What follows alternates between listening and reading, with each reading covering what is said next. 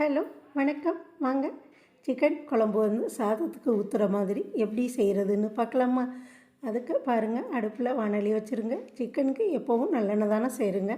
நல்லெண்ணெய் 4 ஸ்பூன் சேர்த்துட்டு சோம்பு, பிரிஞ்சி எல்லாம் கல்பாஸ் தாளிச்சிருங்க. அது பொரிஞ்சதும் ஒரு பெரிய வெங்காயம், 2 பச்சை மிளகாய், 1 கொத்து கருவேப்பிலை நல்லா பொன்னிறமாக வதக்கிடுங்க. அது வதங்கவும் 2 பெரிய தக்காளி சேர்த்து நல்லா வதக்கிடுங்க. அது வதங்கவும் புதினா கொத்தமல்லியும் சேர்த்து வதக்கிடுங்க. அது தக்காளி நல்லா மைய வதங்கவும் நாம் எடுத்து வச்ச சிக்கன் சேர்த்துருங்க. சேர்த்து தக்காளி நல்லா வதங்கிடணுங்க. சிக்கன் சேர்த்ததும் ஒரு குழிக்கரண்டி தயிர் சேர்த்துருங்க. சேர்த்து நல்லா கிளறி விட்டுட்டு இந்த குழம்புக்கு தேவையான மசாலாக்கள் சேர்த்துடலாங்க. மஞ்சள் தூள், சோம்புத்தூள், தனி மிளகாய்த்தூள், தனியாத்தூள், நம்ம மட்டன் மசாலா ஒரு ஃப்ரெண்டு கொடுத்தாங்க. அது மட்டன் சிக்கன் எல்லாத்துக்கும் போட்டால் ரொம்ப சூப்பரான டேஸ்ட்டோடு இருக்கும்.